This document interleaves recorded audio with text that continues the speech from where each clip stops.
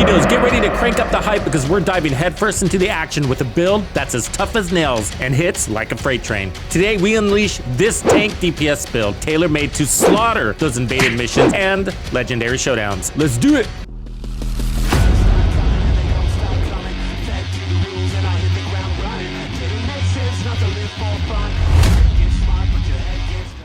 Okay, we're not here to rain on the meta parade. We're offering you a fresh take with an extremely effective build you can tweak to match your playstyle. And to do that, we're ditching the conventional gear sets and rolling up our sleeves to build this bad boy from the ground up. Think of it as the DIY project of destruction. I ran this setup for quite a while, longer than I usually run new builds, and I gotta say, it's tried and true. And with it, invaded missions will start questioning their so-called difficulty. Seriously, they're gonna look like a walk in the park when you roll in with this tank DPS beast. Just be sure to act surprised when you lead your team in kills every time. Now let's lay the foundation for this powerhouse. We're talking a high armor pool because really, why settle for anything less? But this isn't about slapping on a bunch of armor cores. It's about smart scaling for durability, insane damage output, and the adaptability to make any encounter your personal playground.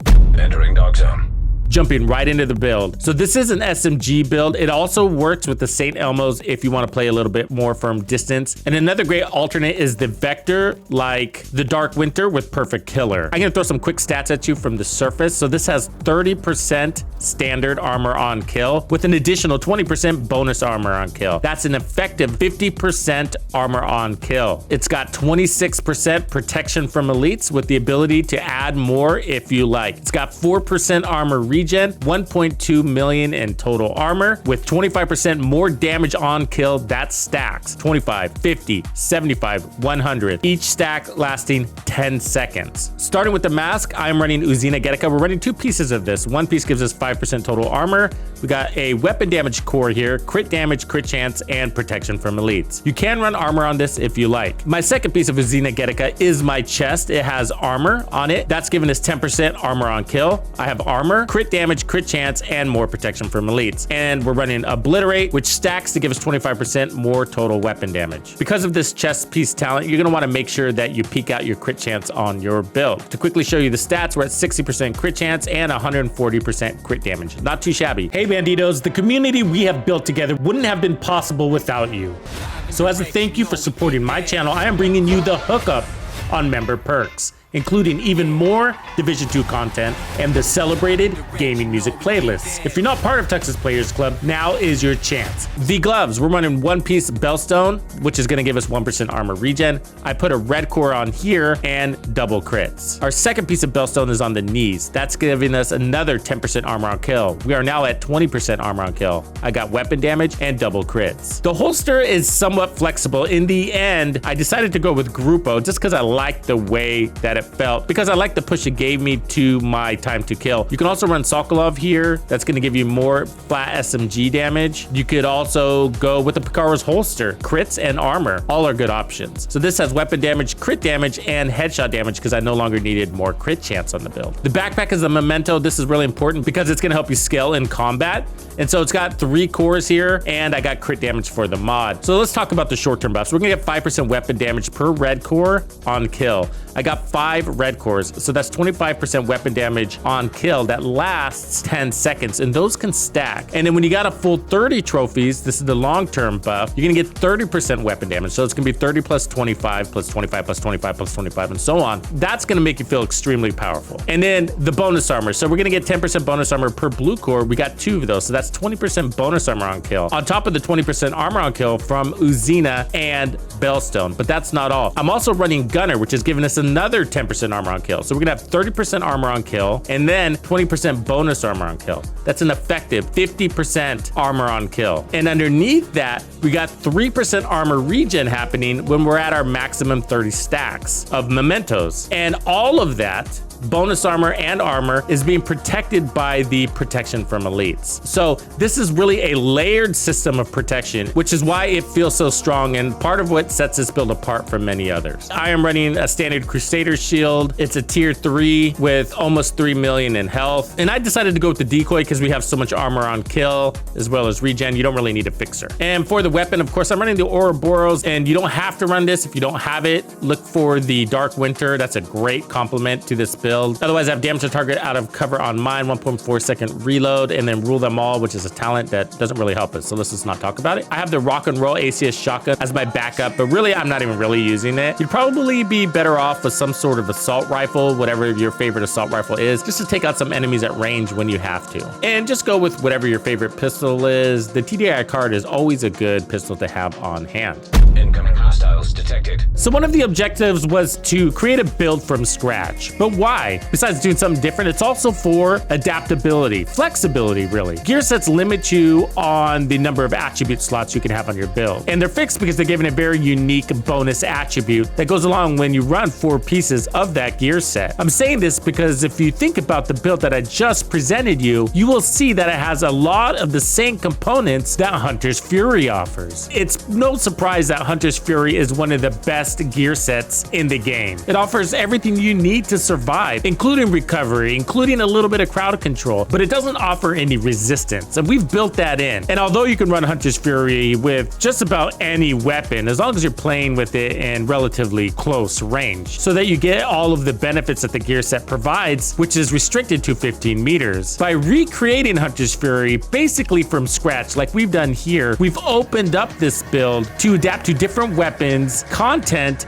and playstyle. So if you want to use the St. Elmo's or your favorite assault rifle, go for it, because you get all of the benefits that Hunter's Fury offers without the 15 meter restriction. Of course, this doesn't offer amplified damage, but that's been replaced with crits. For a little trade in damage, what we gain is additional resistance attributes like total armor and more regen, as well as that 30% armor on kill and the protection from elites. This isn't intended to be a side-by-side comparable build to Hunter's Fury. What it is an alternate, again, for more flexibility and for those who like to tailor their build a little further to their playstyle. For example, you can add more armor regen to this build. You can add status effects to this build if you're running that St. Elmo's and you want to shock them and hold them still longer. You can add more armor, you can add more headshot damage, whatever, because you have the space and the ability to do so because you have more working parts in your favor that you're not locked into. Although gear sets are easier to build and most of them are really effective, they aren't the only way. In fact, many find it way more fun to create builds from scratch, which was the more common way we ran our builds not too long ago. But with the devs wanting to make the game more inviting for new and returning players, they started adding more gear sets to the game to simplify building and make it less intimidating for new players. And when comparing a build from scratch or a gear set build, one might be better than the other based on a particular stat that you're measuring. But when a build is created with a goal in mind, adapted to your skill level and playstyle, I found the results are the same. Both builds are effective and lead in kills for the team. Incoming hostiles detected. Shooting enemies running sideways is impossible in this game. Didn't you guys know?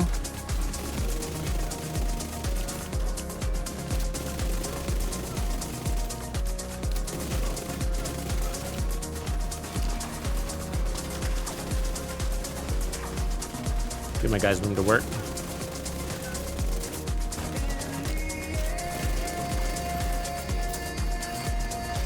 Get out, didn't he?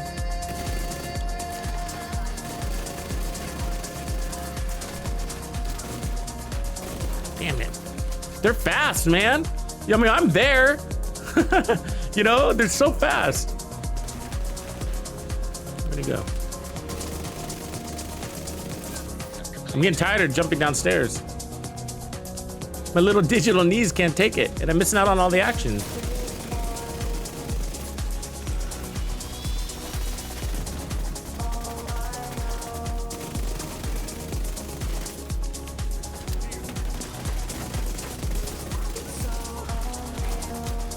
Oh, look at that, a closet full of dudes.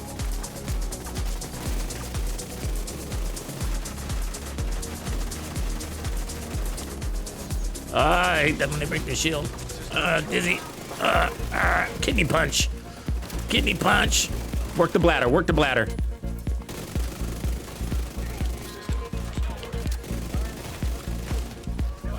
Ooh, better get a kill. There it is.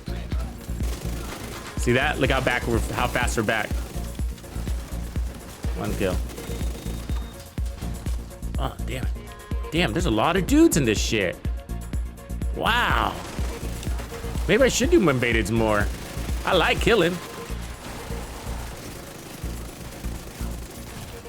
Oh shit. Who's taking me over here? These guys know what they're doing, my team. I don't know what I'm doing. Oh, there's a sniper behind me the whole time. Then this one's gonna kick you a lot of rewards because with each kill, you get stronger, both offensively and defensively, with a good base of offense and defense before you get your kills. So basically kill to survive, but also kill to just flat out be more powerful, making it easier to survive. You're very robust and you can play out of cover in both invaded, heroic, or legendary content and just pop in cover when you have to, when you get pushed into a corner. And when your armor gets low, you'll find that you're right back at full armor in no time because of all of that armor and bonus armor on kill, plus the regen and protection from elites. Like any other, there are weaknesses to this build. One of them is the shield. Because the shield is only a tier 3, which isn't bad, but I tend to play very aggressive, and that means I'm taking lots of damage. But because I'm killing so well, I'm creating a large armor pool and healing through that damage really quickly, so I don't mind. However, the shield can't keep up all the time. So from time to time, you're gonna find that your shield breaks, and that's really annoying. Not because you can't survive without a shield, you can. In fact, you can play somewhat out of cover with no shield using this build. But the problem is that when that shield breaks, you get dizzy, and so you're missing all sorts of shots and just taking a bunch of damage. And so you really gotta watch your shield, drop it, and purposely take damage to your armor, because on kill, you're gonna recover quickly. So pop that shield up and down as often as it makes sense to make sure that the shield doesn't break, because that's going to be the most annoying thing is when your shield does break. Earlier versions of this build, I was running with more armor, actually one more armor core, which I believe was pushing it to 1.4 million, and that felt really good too. For the sake of the shield, fill it out. If you feel like you want to add one more armor core, just go ahead and throw it on and see if you can tell the difference in your time to kill, or if it changes your performance, for better or worse. Because if your shield isn't breaking because of that extra armor core, then you are better off. And part of the reason is because you're gonna be getting more bonus armor, which means you're gonna drop your shield more often, as well as making a stronger shield because of its extra blue core, giving it more skill tiers. I stopped doing invaded missions for like the longest time. I mean like years. And recently I started doing invaded missions again with the community, and I'm happy that I did. Because it's been so long since I've played one, I'm finding that they're actually fun and really exciting. They feel somewhat new again. I feel like a noob in the invaded missions. So if you're new, once you've completed the main story and entered the end game phase, specific story missions from your initial campaign get a makeover with the Black Tusk invading. Keep an eye out for the missions marked with the red dagger icon on the map. Those are the invaded ones. When a mission gets invaded, it's not just a difficulty tweak, it's a full-blown challenge overhaul. The Black Tusk faction brings in advanced technology, varied enemy archetypes, and tougher boss encounters. Even the layout of the mission might throw you a curveball, keeping you on your toes. And these invaded missions rotate weekly, giving you a fresh set of challenges to tackle and keep endgame content exciting. One of the things I noticed when getting back into invaded missions was the quantity of enemies that they throw at you. In this one mission, I was standing there, I just couldn't believe how many enemies were coming out of a single checkpoint. I mean, I didn't count, but felt like 100. I don't know, but big numbers. And this build just mows through the content. It makes it all feel very casual, even in legendary. But that all does depend on you, your play style and skill level, your knowledge of what's going on with the content you're taking on, but also your team. Incoming hostiles detected. So I found in certain situations where my team wasn't playing as aggressive as I was, I struggled. And it wasn't because of the build, it was because of my aggressiveness. Something has to give, something has to close in the gap between where your allies are and where you are. So if you're playing difficult content and you're being really aggressive and you're 20 meters, 30 meters in front of your allies, then you're taking all of the aggro from all sides, which sometimes you can pull off, of course, and sometimes you can't. And that's because your allies might be distracted from a wave coming from a different direction, or they're missing a lot of shots due to the distance in which they're playing, leaving you ultimately exposed. With that comes an interesting question. If you're the leader of the group, should the group follow your lead, or should you adjust your playstyle to your team? And it has me thinking, so why is your team playing more relaxed? Is it a capability thing? Is it a confidence thing? Is it what they're accustomed to? I mean, who knows? But a lot of time I feel like it's a confidence thing. And so if you have the DPS, if you have fast time to kill and fast time to heal, then you can pull it off. And so sometimes I see playing legendary or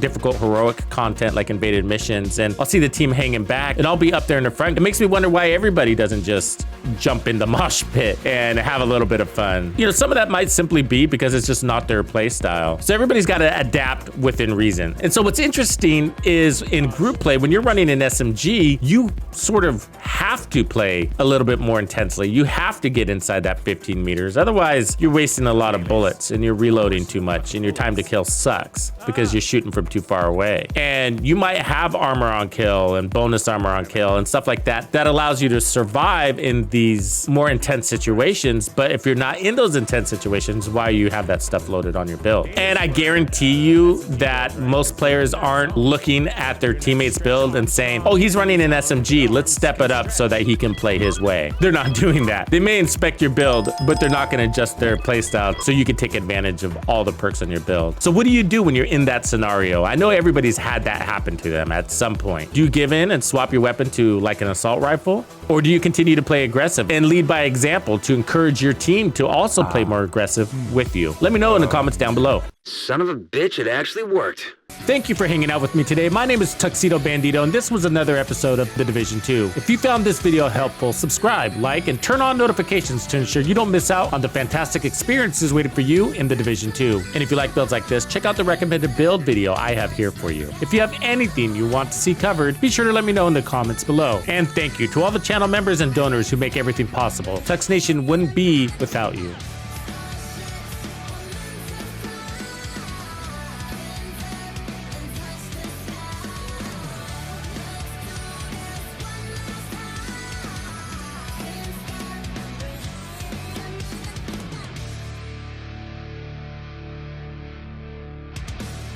Follow me. I get it.